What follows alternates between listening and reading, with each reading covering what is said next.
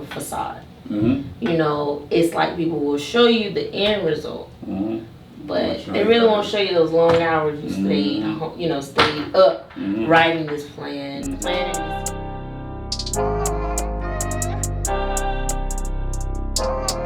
Благослови моих братьев, благослови наши руки. Мы в поисках больших денег, мы в деле круглые сутки. Благослови Picked Out Radio Show, man, they everywhere. Благослови моих братьев. Благослови моих братьев, благослови наши руки. Мы в поисках больших денег, мы в деле круглые сутки. Благослови моих братьев. Благослови моих братьев.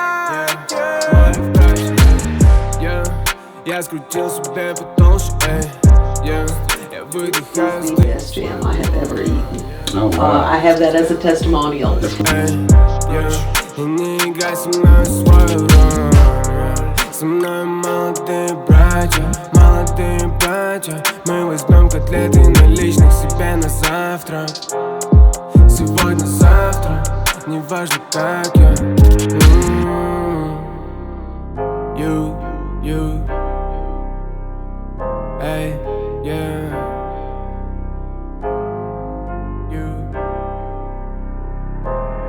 Благослови моих братьев, благослови наши руки, мы в поисках больших. Alright, y'all, we're tuning in for another episode, Picked Out Radio Show. I am your host, and I have in studio with me today Miss Jasmine White, who is owner and proprietor of Black Mopreneur. See, I got it right this time. You got it right this See? time. If y'all seen the previous smaller, minute video from the pop-up, but that's what we met. We met at the pop-up event that was held back in September. So I want to get into your story. You becoming an entrepreneur, and your entrepreneur services, you actually cater to single women. Yes. And helping them, seek balance in their life. I guess personal work balance. That's the balance that you're helping them with. More on the personal development side of things, and really trying to regain yourself after having a child. I think is really important for me because it was the struggles that I went through, some of the uncertainties in life after having a child, because you're not only taking care of yourself, but you're also taking care of little ones or a little one. So I feel like life completely changes, and I feel like your mindset has to change too. So that is what I want to do, and be able to help the women do.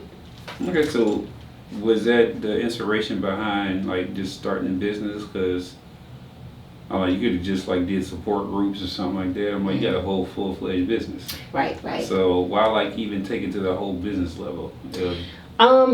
I would have to say over time through experience, there was a lot of things that I went through as a single mother, postpartum depression, just kind of going through those mental and emotional changes that I went to. And I felt that it would service other single mothers to be able to hear from me and provide wisdom and understanding and personal development to help them on their journey through single mothers. And I started in a podcast, actually, on Anchor. And I would just be talking about my experiences as a single mother, as I mentioned about postpartum, work-life balance, just mentally and emotionally trying to heal, going through some, childhood traumas that I may have faced, and just trying to piece life back together after having a child, because it was tough. And I can be very honest with you, it was very tough. And I would have to say, I'm in year 4 now, and I can finally kind of see the light a little bit. To 2018? Yeah. Okay. Yeah. So I can finally see the light on where I want to go and where I want this business to go. So I really thought it would help a lot of women in regards to personal development and empowerment, because that's really important to also know that we are mothers, but we're women too.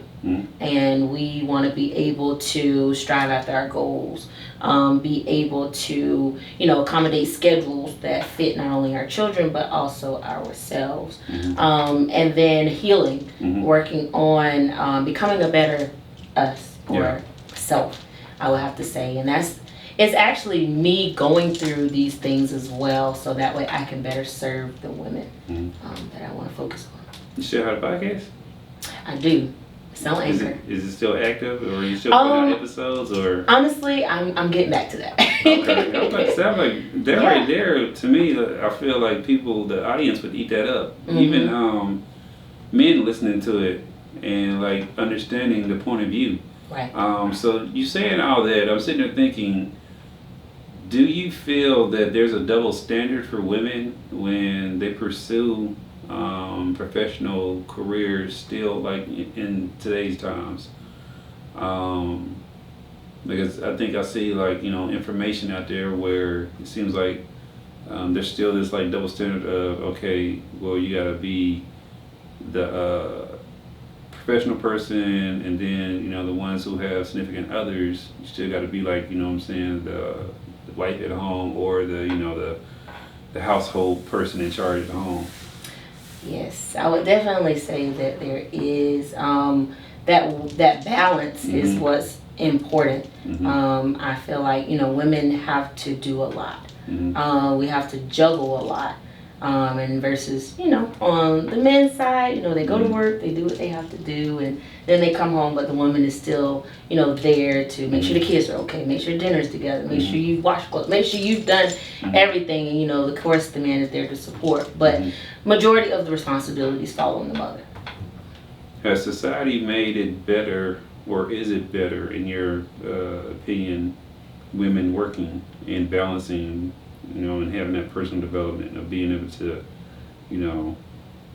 excel at a career and not feel that, she compromised, even if it's a single woman, right?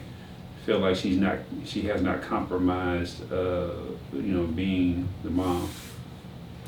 I think so. I would have to say, as time has progressed, I have noticed women really stepping up and really being bosses, and really kind of taking some of the men down, to be honest, and really striving towards the goals and ambitions that they truly desire, without feeling like I can't do too much because I don't want to overshadow the man. So I do feel as if they are progressing through the times, so yes. Okay. What about, like, I guess pay and stuff like that? Do you feel like it's starting to even out more, or? I think we're still working on that. Okay. Yeah, definitely still working on that. Opportunities professionally growing? You think they're? I feel that the opportunities are becoming more like vast, so they're like more opportunities are being presented for women in different industries. Just say a lot of women are getting into like technology, engineering, science, all of that. So it's kind of like broadening the horizons on a lot of things. As of women, kind of back then may have just been educators, or like kind of working in service industries, different things, but I do feel like they are really kind of stepping out of their comfort zones. Yes. Okay. As a single woman with a child or children, how do you advise them to like fill in the gaps? Because I'm like, they're like, okay, so there's certain things that my daughters come to me and I'm like, it's better answered by your mama. Not that I can't touch on the subject or anything like that, but I think the perspective is better coming from the same gender. And it's the same thing with like males. Because I'm like, we go through different things, or we go through the same thing, but we experience it differently. Right.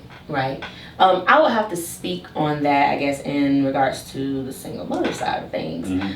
We kind of take both genders on that. So, we kind of have to give the best advice, from our own experience. And for me, I'm a big researcher, so I can't tell you from experience, I'm gonna look it up. I'm gonna, try to get the answer to you in the best way that I can. So I feel like as a single mother, that's kind of what we have to do. Okay. So you're experiencing this, right? And you turn it into a business. Yes. Was this your first business? It was. Okay. And in doing that, I'm sure you let like your network of folks know that this is the journey that you're going to go on. When you did that, how was the feedback? Was it like a lot of support and positivity, or you know, sometimes people project their own fears onto others. So was it a mixture, or how was that for you? I would say it was definitely a mixture. I did get a lot of support. A lot of people were very proud of the accomplishment of starting the business and breaking out into something new, something that, you know, a lot of people may not talk about.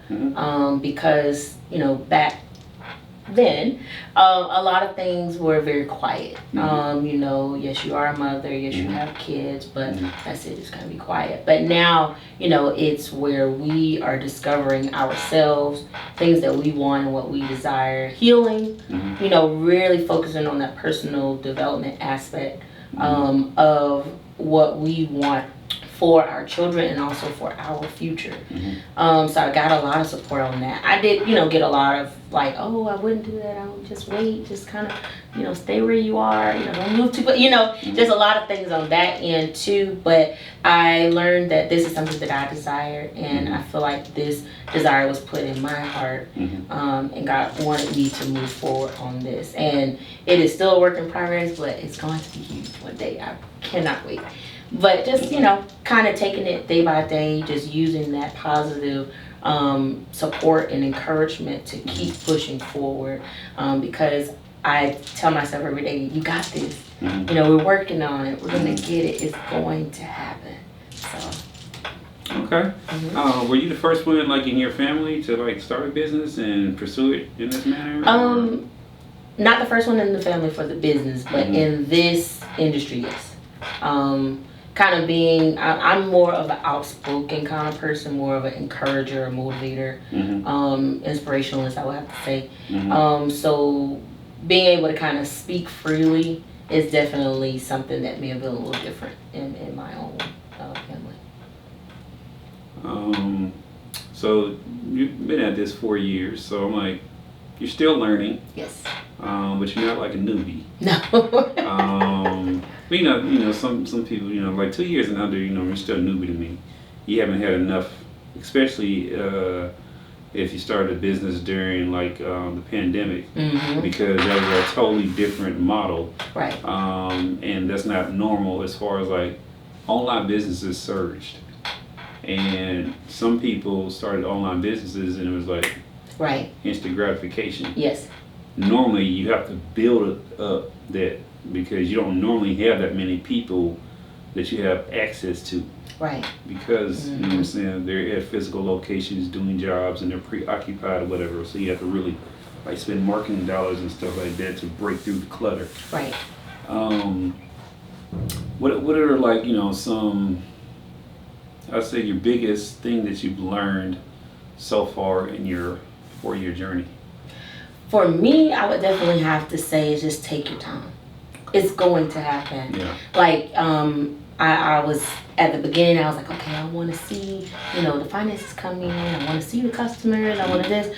But then I realized too that the things that I am wanting to provide for my clients as in personal development, you know, being empowered, reaching the goals that you desire for yourself, you know, really stepping out of that box as a single mother, that I'm actually living through it too. And it makes it even sweeter to say, hey, I know what you're saying. I know what you're feeling, because that's exactly what I went through. That's exactly how I feel, but let's get it together. Let's do this together. So I think that would have to be the biggest thing, that just kind of wait. Your time is coming. Be patient. Yeah. Everything will fall in line. It does. Yeah. And so that's kind of the biggest thing. So I've had to kind of slow myself down. You know, I work all the time. Mentally, my mind is going. I'm writing. I'm like, this is what I want to do. But I'm like, it's going to happen. Don't rush it. And I feel like when I meet people, and it could be at random, I meet them for a reason. And I also feel like I learn from people really well, as in my own life, learning through the experiences that I've been through to be able to help and encourage someone else. Okay. So what's something that you don't like about like the industry, or that you don't like about entrepreneurship and being a business owner?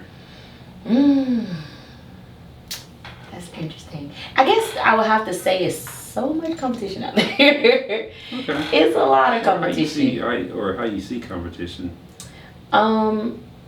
I would have to say, like, you know, many times, you know, you may look at other businesses or other things that could be in the same industry. And you're like, okay, well, it looks like they're, you know, kind of moving forward with their clients, you know, things are going on for them. And then sometimes you think like, oh God, I wish I was there.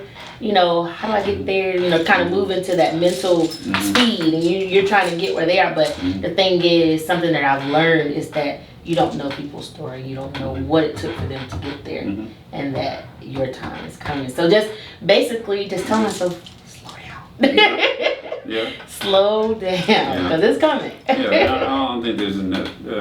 Like even for, I think your business and what you offer is so very well niched that I haven't ran into anyone per se that focuses on the demographic that you focus on at the capacity of what you're doing it. Now you might, I see like other business coaches or something like that, but to me, I'm like, that's still generalized as far as, because you can have business coaches who are like, you know, just for startups, or you can have business coaches who are like, you know, year 4 to like, you know, 10 or whatever, and trying to get them to grow. And then you have ones who like for, you know, 10 plus years who just, you know what I'm saying, want to reach a whole nother level, or needing someone to help them when they get stuck in the ways of doing stuff and so comfortable. You know, so to me, I'm like, those are 3 totally different areas or whatever. But then I was sitting there thinking about, you know, the comment of you saying like, you know, you've seen other people, and I don't believe everything I see. I've learned that too. I see a lot of people on social media that, you know, they say they do. I'm like, yeah, proof's in the pudding. And I see stuff that's like red flags to me or whatever. Like I can see it. I can spot it from a mile away. Whether or not, you know, I call them out on it is a different story. Right. You know. No, I'm with you on that. I don't know if I told you, like, okay, so I've been in business, first business 2005. Okay. Right before I graduated Fort Valley. And, yeah, exactly. The Fort Valley State University. But full-time entrepreneur since like 2013. Okay. No look back. I ain't had to go and get another job nowhere else. Right. Yeah, well, you know, it is, but I also I think some people forget that you really got to put in the work. Exactly. And some people confuse doing stuff with actual work. I'm like, you can do stuff all day, but if it's not productive, or it's not adding, or if you're not working on your business instead of working in your business, then I'm like, those are 2 totally different things. No, you're right. And you can, like, you know, be feeling like you wake up every day, 40 hours a week, you're doing stuff, but is that stuff that you're doing actually productive to an outcome that you're trying to achieve? So yeah, let's see. Shouldn't have tried to think where I was going to go with. Anyway, I was going somewhere with this. Oh no, no, it's interesting because I thought about kind of like what you were saying, and something that I hear a lot is that social media is more of a facade. You know, it's like people will show you the end result, but they really won't show you those long hours you stayed up writing this plan, planning this event, you know, like you said, getting these interviews scheduled. You know, they won't show you all of that. They'll just show you the end, you know, progress. And see, a lot of people see that, and then they get into a comparison. Oh man, well, I want to be like him. Why can't I just be like her? You know? Yeah, exactly. And we have to be able to be unique and stand out, because I feel like that's what makes you special, and that's what makes you become that star. Is being something someone told me, they was like being relatable. You know, knowing that people can be like, okay, you know, she's been through it, or he's been through it, look at him, look where he is, or look at where she is, and look how real that they are. And that's transparent and authentic. I think some people like miss that or whatever, but just like you said, like the I have this series that I'm working on. It's called The Ugly Side of Entrepreneurship. And I've interviewed like 8 entrepreneurs, I think, so far. I have some more lined up. I'm going to put it out in 2023. I'm shooting season 1 and season 2 at the same time. And the whole reason for that is because social media, networks like or shows like the Shark Tank and Yes. The Profit, they show the outcome. They don't show what it took to get to that. Exactly. And I think people nowadays, like, because I remember back in 2005 and 2006, 2007 and all that, yeah, I'm an entrepreneur. They're like, ugh, and look at you sideways. Now, it's glorified. Yes. So it's flipped over the, the 10-year plus span or whatever, which is cool, but it's also allowed, it's lowered the entry barrier somewhat to where anyone saying that they're doing something as an entrepreneur. Right. And I'm like, yeah, you can't really claim the title like that. And then I think it gives a bad taste to whatever industry that they're in for other ones who are actually doing it the right way. Right. I agree. Yeah, and I think that's what I was going with that whole point earlier, because people could say they're business coaches, or people could say that, they're business consultants, or whatever the case may be. But if you ain't been through, you haven't been tried and true and tested and everything, I'm Talk sorry. about it. I'm actually having a panel discussion on Friday about this too. So like, it boils me a lot, and I get tired of it. So that's why I'm doing all these other things to like combat that branding and stuff like that. Because too often, people are having these discussions or these panels, and they put out these flyers or whatever, and I'm looking at the panelists and I'm like, you ain't really known for that, or I'm like, I can go and research and I can't find nothing on you, and if I can't find nothing on you, then I'm like, you really don't exist. Exactly. So where's the proof of concept? But here it is. I put out numbers. I'm transparent. People can see it, and they know. And I think that the ones who want to chase fame, right? I'm like, come on, really? I don't chase fame. I'm chasing money or whatever, or it's chasing me. And I'm like, it comes along with it or whatever, I guess, because of my consistency. But at the same time, it's not what I set out to do. I set out to solve a problem, like this platform, right? Yes. This platform was made for artists, independent artists at first, and then I extended it to basically business owners and anybody in the community doing something positive. I like that. Who necessarily won't get the recognition or get the opportunity to tell their story on other platforms. Right. So like the news ain't finna like just reach out to everybody. Exactly. See what I'm saying? You already gotta have something going or whatever, and the news will bump your story. Right. And like they do it often for whatever else is more sensationalized. And then on top of that, they'll come and sit down with you for like 20 minutes and talk to you, and you get like 30 seconds. Right, that's it. And I'm like, come on, really? So that's why I tell people this is new media, podcasting, I like that.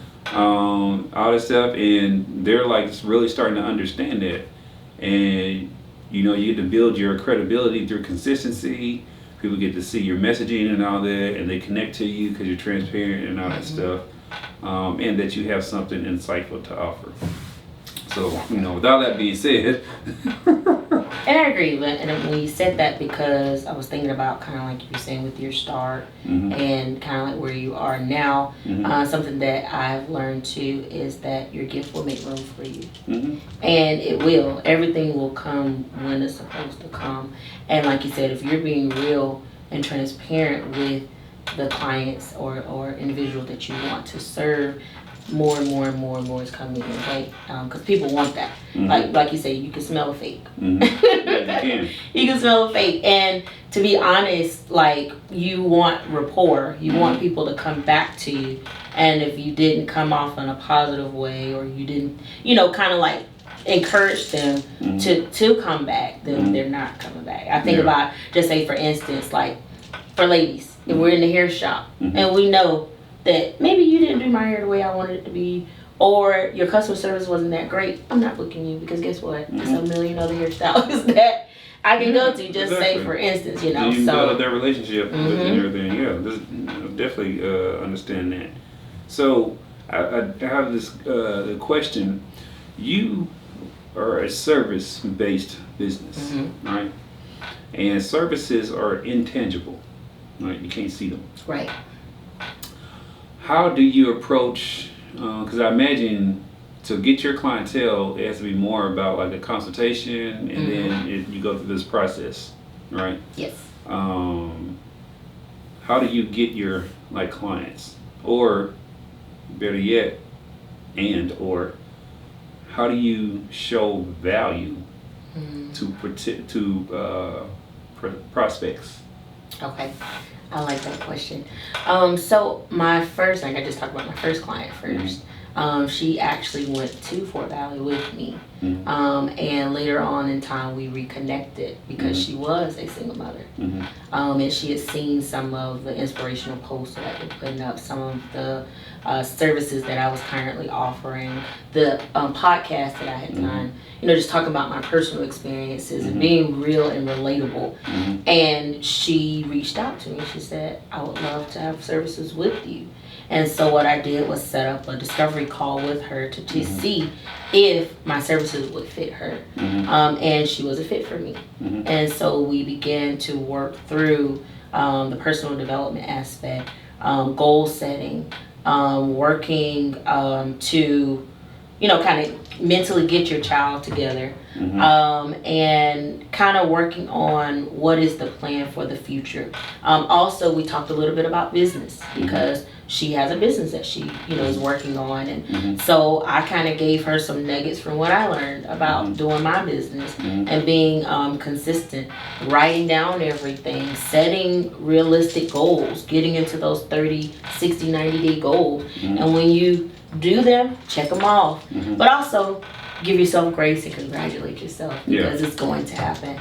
And so with that, she was the first person that really gave me a chance. So she actually booked services back to back with me. And after that, I continued to kind of make more videos, promoting my podcast. I do a live Facebook show. The Voice for Her is what I call my show.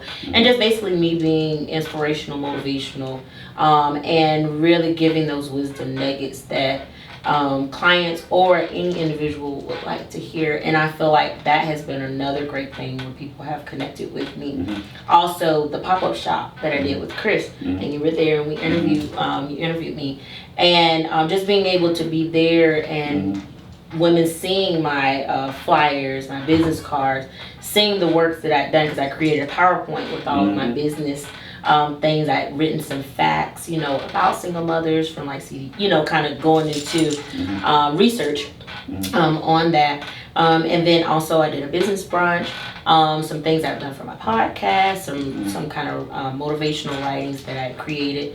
I put all of that in a PowerPoint. And I presented that at the actual pop-up shop. So a lot of people were able to see some of the work that I did.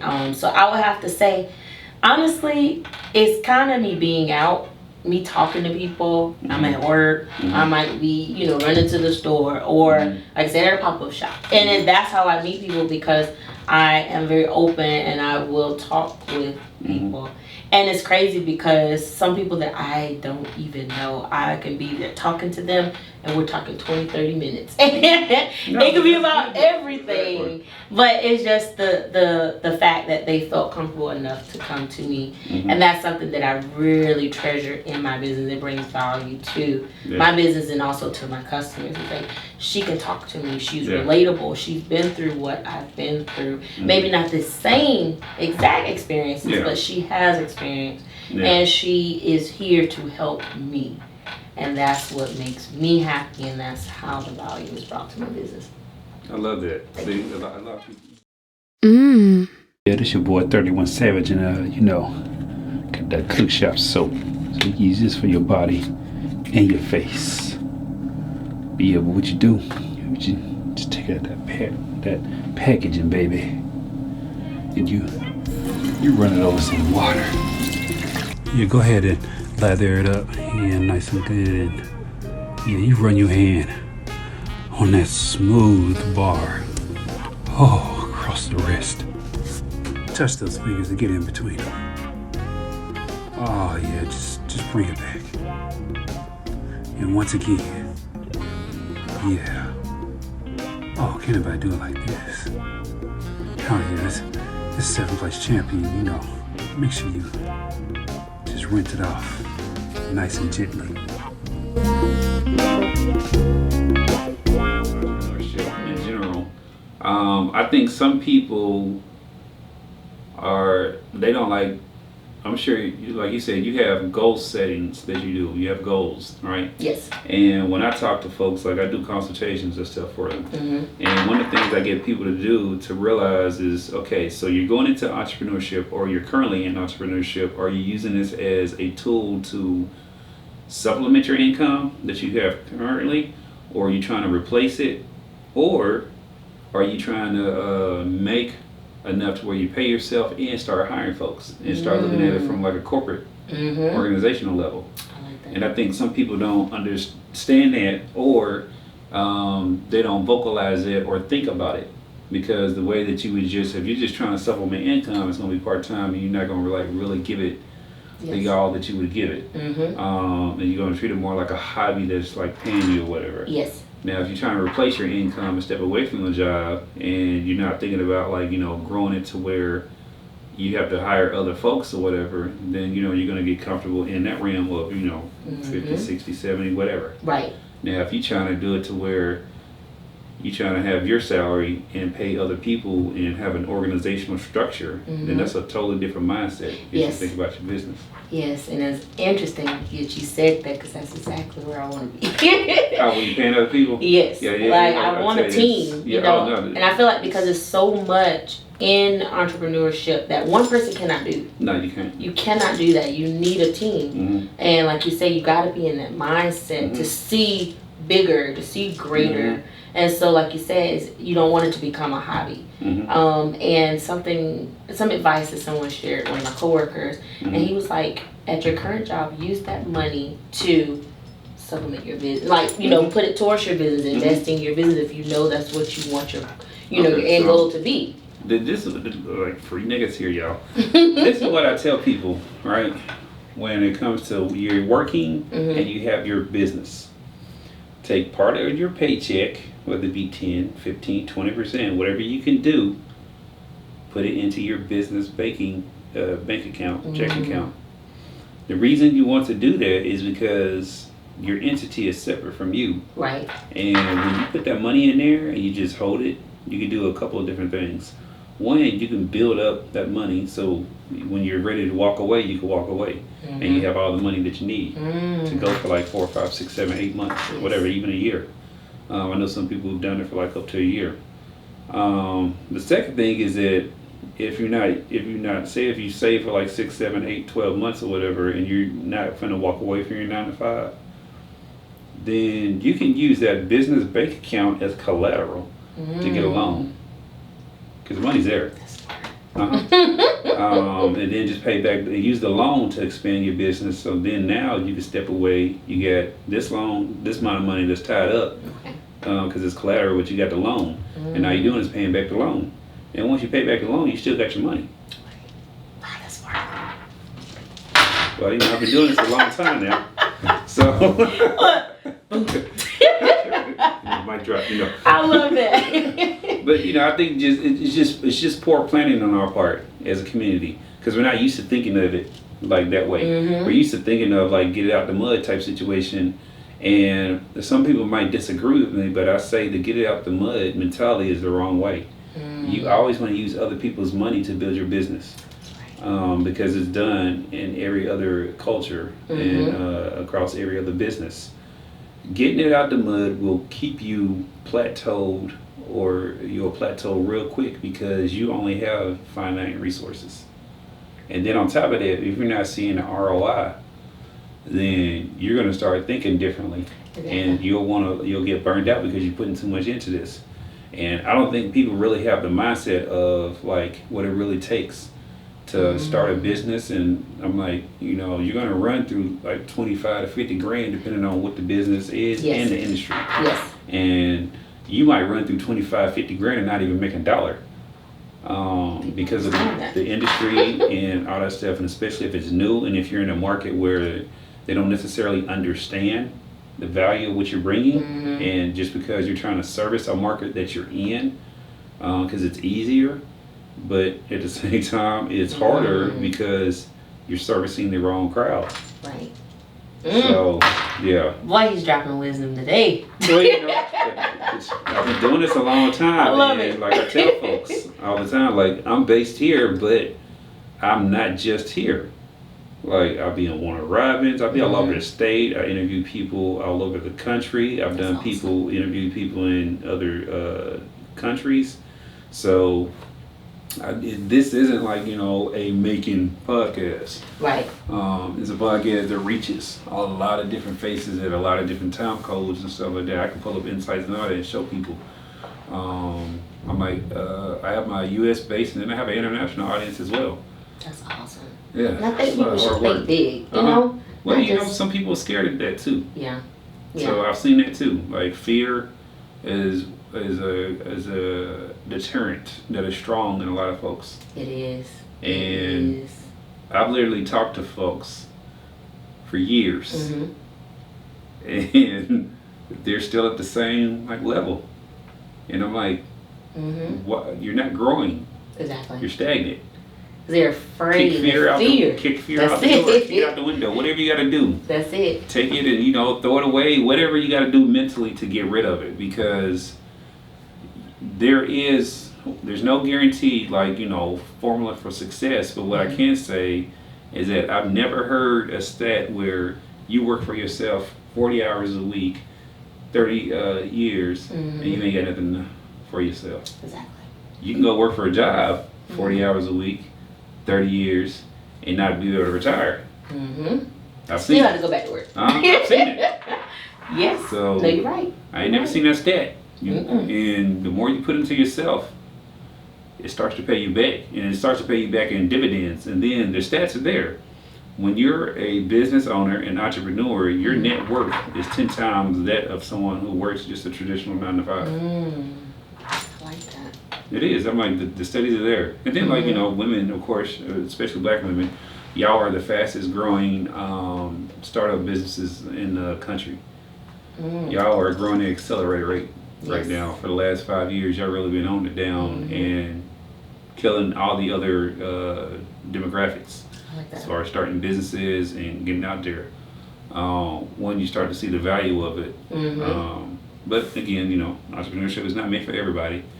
But for those that do feel that desire and want to jump out there, I definitely tell them, you know, if I'm like, you know what I'm saying, your coach or whatever you want to call me, you're standing at the pool, I'm kicking you in, you ain't looking over like, right. I'm walking up behind you, kicking you in. Right. Giving you that push, because I'm like, that's the only way to go. Exactly. And like, I quit my job, what was it, December 3rd, 2013, during Christmas like season, holiday or whatever. And at that time, we had 5 kids, I think. Yeah. It's been almost, it's almost been, was it 2013, almost 9 years? Oh, wow. Maybe 9 That time years. moves quickly. Time It moves very quickly. 9 years. Yeah. Wow. That's just amazing. That's amazing. I'm telling you, if you understand, like I said, you just have to keep working hard. And I thought about it when you were talking about fear. I feel like fear and faith can't be in the same sentence. They don't, they collide. They collide. So I feel like a lot of people, you know, are fearful of the unknown. And of course, I feel like that's everybody. But that's with anything though. Yeah. You don't know what's going to happen tomorrow. Of course. Of Like, course. you know what I'm saying? I'm like, when you get in your car, you don't know what's going to happen. Exactly. We still get in the car. We still get in the car, right.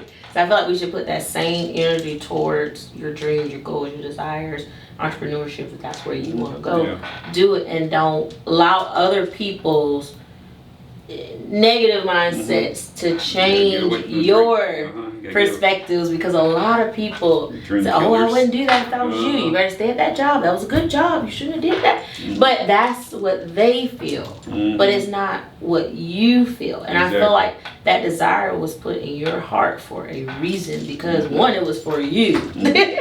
And I was something I tell everybody, I said, you know, when you're starting to elevate, and I heard this quote, it says, elevation requires separation. It does. And when you're starting to elevate and move into that next season, you know, you outgrow things, you outgrow people, You do. and your mindset begins to develop, and it begins to move forward, up, higher, higher, higher.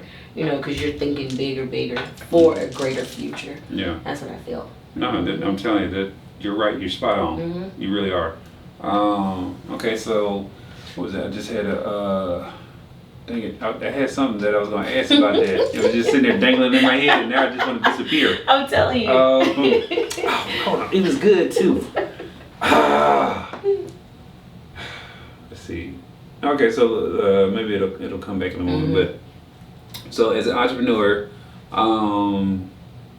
do you have the luxury of like reading like different materials and books and stuff about business and all that? Yes. So I like to actually read sometime on my phone. Okay. So I will download some audiobooks. I'm actually going to go into the bookstore now to look into some different authors. I have been given some names that I need to check out and really just kind of look into the stories, you know, so at least I can get my mindset right. So I can see, you know, okay, this person did it, let me see what they did, you know, kind of learn. And I'm not saying I don't want to be exactly like anyone. No. You know, well, you're not but, though, because you're not them. So. Of course. But I feel like whatever they are willing to share, it will help me in the route that I am trying to go in. So that's kind of what I'm taking from that. But I am going to definitely look into some more. Yeah, definitely. Stats show that, you know, entrepreneurs who like the ones when people like, okay, so my definition of success isn't like, you know, a financial gain. It's basically living out your dreams and being able to do that. That's success to me. But when people look at like, you know, success in the traditional sense, especially with business, whatever, people like, you know, Jeff Bezos and all them or whatever, they read like, you know, books like crazy, like 40, 50 books a year. And that like really opens up your mind. But I do remember what I was going to say a few moments ago. So when we were talking about like changing your circle and everything, I cannot hang around people who are not on the same path as me anymore. Like they say, when you change your circle, change your life. Yes. That's a real thing. I believe that. And for like years now, like you won't see me at the club with people who just want to go to the club all the time or whatever. When I don't even go to the club. But if I do, I'm only there, I'm making money when I'm going to the club, not paying to get in. Right. Exactly. So like my social life is this, right? Hanging out with other entrepreneurs and stuff like that. Have you gotten to that point yet? I have. I definitely have. And I'll have to say, definitely in the last 2 years, I've noticed my circle getting smaller and smaller. And I'm really big in my prayer life in regards to God reveal to me what it is that I need to know about the people that are around me and if they are a good fit for me. And it's amazing how God works. And you're just like, oh, well, I didn't even know that. What was wrong with him? But I sometimes I really, you know, trust in his guidance and his direction on people, because I don't know. You know, I might think, okay, this person is really good. But then I'm praying about it, next thing I know, that wasn't it. Yeah. And as I get older, next year I'll be 30. As I get older, you know, I realize that, as I mentioned earlier, everybody can go. And I shouldn't feel bad about that. You know, I, you know, have to be able to realize people are here for a reason, a season, and then you have some lifetime people. But everybody can't. The lifetime people are going to be over here. Those seasonal people, you can't turn them into lifetime people. And that's something I had to learn. Like, you know, you have to put people in places in your life. So like you said, maybe if you're going out, maybe I just go out with this person. Or maybe I can just have lunch with this person. And when it comes, and this is something I hear a lot, when it comes to talking about your dreams, your goals, your future, you can't talk about that with everybody too. Because some people are dream killers. Some people are there, you know, hang around dream killers. You can't be around them. If someone's first instinct is to be like, you know, I don't know, I tell people if the first thing that comes out of their mouth is something no or something that's negative, get away from them. Get away. Because I tell people all the time, when people call me, I'm like, what do you think about this? Go, do it. I want to see you succeed. And then if I'm really into it, I might even put you on TV. So Right, who's gonna yeah. be your first client or That's something me, like that. Because I really think it's gonna work. Yeah. But like I said, we don't know what's going to work until we do it. So we have to try. And again, failure is not meeting your goals. Failure is not trying to me. That's my definition, my own personal definition of failure. Is not trying. If I try something and I don't hit the goal, then that's just me not hitting the goal. And in that situation, I learned what worked, what didn't work, and what can I improve upon. Yes. So I'm always going to try like the new stuff, and I don't care. You know what I'm saying? Don't hit the goals that I don't want to hit. I just readapt and do it again. Do it again. That's what I'm like. Thomas Edison with the light bulb, 1,000 tries or whatever, until finally, everything came together. Right. Whether it was his assistant helping him or whatever the case may be, but they had to go through that process. And we don't get to where we are until we have gone through all those processes. And I believe that. And I thought about what you were saying, and something came to my mind. I feel like every day that we are granted life on this earth, we get another 24 hours to get it right. And that's kind of what I live by every day. Okay, whatever happened yesterday. What are you doing today to prepare for tomorrow? Is really what I live by. And I also heard something too, people said, embrace your mistakes. Yeah. Because I feel like you say they're growth moments, like I said with the light bulb. It took 1,000 tries to get the actual light bulb, this light we see right here. So you have to just keep moving forward. And like I say, surround yourself with people that are there to encourage you. Sometimes I always think to myself, I said, I'm such an encourager, a motivator and stuff. And, many times in my past, I may have had people that were like, they say Debbie Downers, oh no, I don't think you should do that. Or, are you doing that again? It's just different things that they would say. And sometimes it comes to my head and say, what happens when the encourager needs encouragement? But when you're supposed to have you're supposed to have your own system too. There you go. So I tell like all entrepreneurs and business owners to have a network of folks that you can call, talk to, bounce ideas off of, whatever the case may be. I have that with folks that I call, even if I have more experience than them, I still like to hear other perceptions because I can get stuck in my ways with something. And I like fresh, new perspective on something. Yes. Even like my counseling business, we have had interns for the last 10 plus years. And every intern, when I have the opportunity, I ask them, let me have the good, bad, and ugly about the organization. Because we could be running the organization and be stuck in a way. And you then came in and seen something that we can improve upon, or something we should just completely eradicate due to us being complacent and stuck in a way of doing something. Exactly. And if you're not constantly growing or changing or evolving, you will not grow. And you'll get stuck, and you won't. About that the other day, y'all. I'm like, you won't. And that's how some people get stuck in the routine of stuff, and they get too complacent in that. But we're not designed to stay still. Right. Because we grow as kids or whatever, and then we hit adulthood, and even in adulthood we grow, and we grow and grow until we stop growing or whatever, and then we rescind or whatever, and finally like decay and go away. Right. But throughout that entire time, we're growing for the most period. So why aren't we, using that same model in business and all that, and understanding that this is a natural occurring process? And I thought about when you were talking, two things came back to me. Was actually fear was one.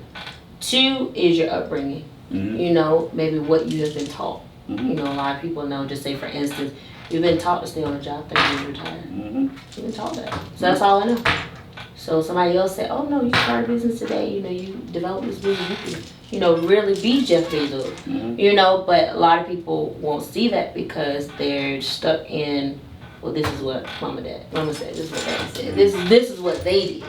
But I feel like now we're in a new time, we are making things happen. The pandemic, when I told you that, even though so much happened in the pandemic, there was a lot of positive out of the pandemic too. There was. A lot of people got up off of that fear, left those jobs, started those businesses, had those families, whatever it was. There we go. They was just like, you know what? Here it is. We're done. I'm over this. I'm about to really go for what I want. And I would have to say that was definitely huge, to really, in my case too, to really say, hey, go for what you want. You know, each day that you are here, it is a day to grow, evolve, you know, transform, you know, into a new person, into a new mindset. So. This was I've enjoyed this conversation. Thank I like, you. I feel we can keep going or whatever, but I don't, you know what I'm saying? I already think this is going to be 2-part interview. It's already split up. It's a lot of work. Yes. But I do want to let everybody know, social media, how can they follow you, especially all the single moms and stuff like that, and get at you for services if they need it. Yes, so I do have a website, www.blackmompreneur.com, and you can reach out to me, and you can sign up for a free discovery call where I will be able to speak with you to see if our services would be best for you. Also, I have Facebook, Instagram, and TikTok, and they are under Black Mompreneur. So make sure you go out and follow me. Also, The Voice for Her will be coming back on November 22nd at 8. So make sure you tune in, because I'm going to have some more wisdom nuggets, really bringing in some awesome things to come. I have an event that is coming up in January, Mommy and Me. So all of the single mothers out here, I want you to purchase tickets, come and meet with me and some of the other children, and we're going to all be together doing some really fun, engaging events. So make sure you stay tuned. I'm going to be promoting on that soon. So make sure you follow me and connect. There you have it. Y'all go and follow Jasmine White. And if you have not already, go and download the Bank That Radio Show app and continue to keep supporting the platform, podcast, and everything that we do, and listening to the music on the app, and attending all the different events, and, you know, also sending those stars. Send the stars, send the stars. Send the stars. Со мной молодые братья, мы возьмем котлеты наличных себе на завтрак. Сегодня, завтра, неважно как я